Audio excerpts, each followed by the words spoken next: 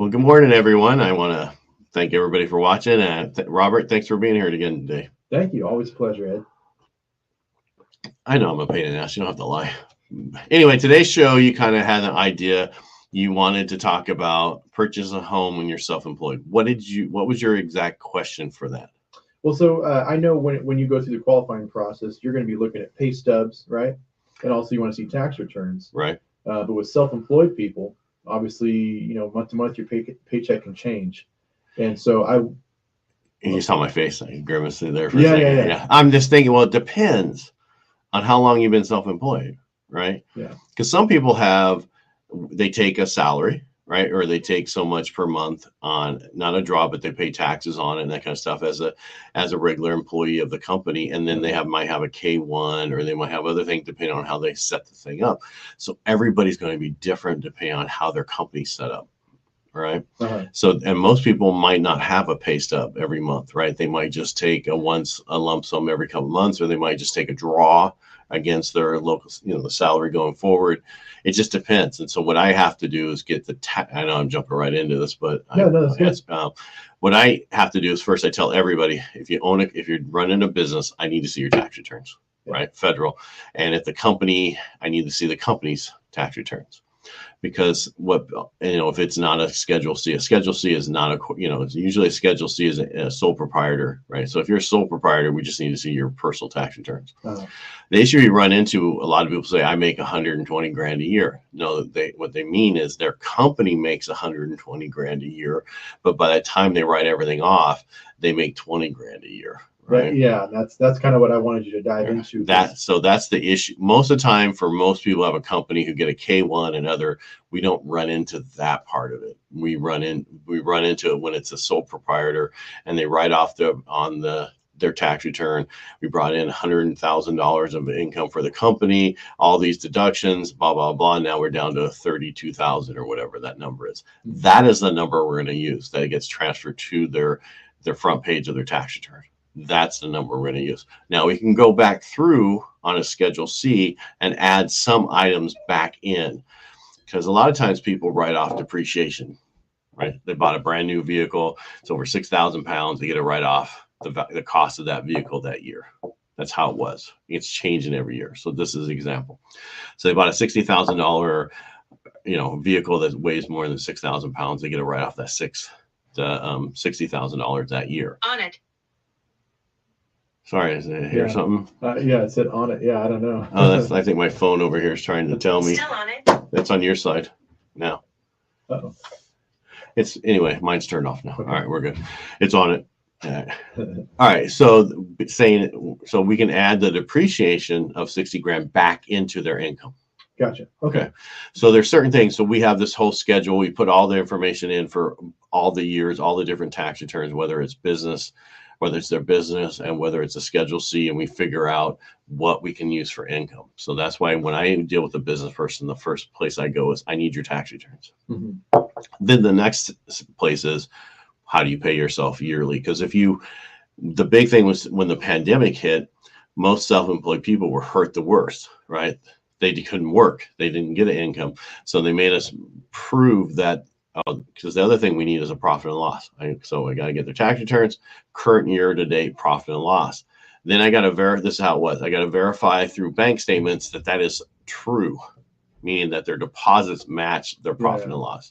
Okay. That COVID thing has kind of went away, but you still need a profit and loss to show what those numbers are. And sometimes they'll say, okay, well, you don't make what you said you made last year and the year before. Well, I make it more in the end of the year, depending on the business, right? So we just have to analyze those things. Gotcha. But that's being self-employed, going the regular Fannie and Freddie, FHA, conventional, VA, any that kind of route. That's how we have to do it. Now, what I run into a lot is people write off so much that there's no way I can qualify them for a home loan, right? Mm-hmm. And I tell business owners, you have two choices. You can pay a lot in taxes, or you can get a really low interest. You can pay a lot in taxes and get a low Fannie Mae, Freddie Mac kind of interest rate, or you don't pay all those taxes and you have to go with a bank statement loan, which means we use the bank statements of the business for 12 months or 24 months, average the deposits, and then whatever that factor is for their industry and how many employees they have, that's what we use for actual income. Had a gentleman who had a manufacturing firm. He would create circuit boards. He showed 60 grand of income once we did the bank statements and the deposit through the company. Since he was the sole owner of it, he actually made 220 grand a month, not a year, a month. Oh man.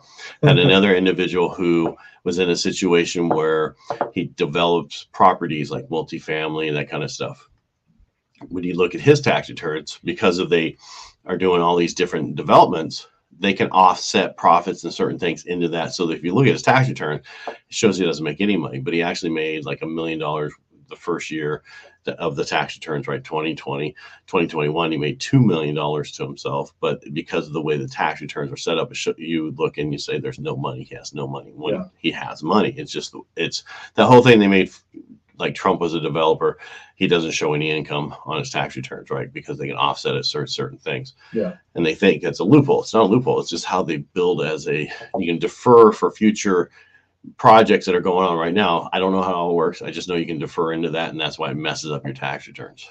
Gotcha. Right. And so we did the same thing with him. We'll just say that he made a lot of money a month, way more than he could have. Like 20 times more than what he needed to buy the $2.2 million house. Gotcha. Yeah. So there's many ways to do this as a self-employed person, but the first step is, what are those numbers? Now, if you're a self-employed person, you're married to a nurse, or you're married to somebody who makes a good income and is W-2, most of the time we don't even go, let's not even look at you. You're just a homemaker and we're going to have you on the loan, but we're not going to use any of your income, or you won't even be on the loan. Because a lot of times it's so much easier not even to bring it up, because what we have to go through someone's business and doing all that stuff, it's a headache. It's a lot of work for us and for them to get us all the documents. It's not an easy thing. Like, here's my W-2 and here's my pay stubs. I'm approved. Yeah, they're good.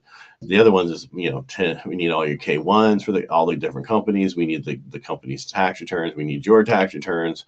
And if we have questions on deposits in your bank account, we might have to ask you. There's so much. Yeah. So a lot of times if you have another person in the family who makes way more money on a W-2, that kind of stuff, and that's enough, again, we won't even use the business income.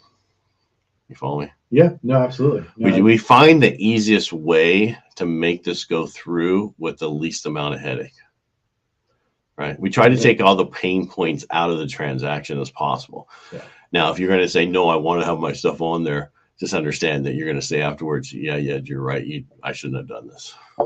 Yeah. Well, I know in plenty of conversations we've had, you say, man, it's so much easier just dealing with a regular employee rather than someone that's self-employed. Yes, but I love don't get me wrong. Give me a business owner all day long, and it's easy. Yeah. Because I own the business. I understand off your tax returns. I understand certain things that other people do not understand, and how can I have a W-2 for next year that's used for this year? That whole kind of stuff, and how those things work. So. Yeah. Okay. Well, perfect, man. So it's not that it's difficult, but it's not that much of it. It's just one extra step. Get through it. We'll figure out the best way to do it. And if you're self-employed, don't not buy a house, but don't pay a lot in taxes just so you can qualify for a house. Before you do something like that, talk to me. Yeah. Because it's so much easier. I won't even do it because the IRS will start calling me now. Who are these people? I'm just kidding. Yeah. Bobby, thanks for being here. Anything else today? No, that's it. You did a great job. Thanks, Ed. I appreciate you. Thanks for asking the question. Yeah. All right. Everybody, thanks for watching. And if you like what we do here, just share it and let people know. Thanks. Have a great day. Talk to you next week. All right. All right. Later in the week, Bobby. Talk to you later. Yeah, Thursday. Yeah.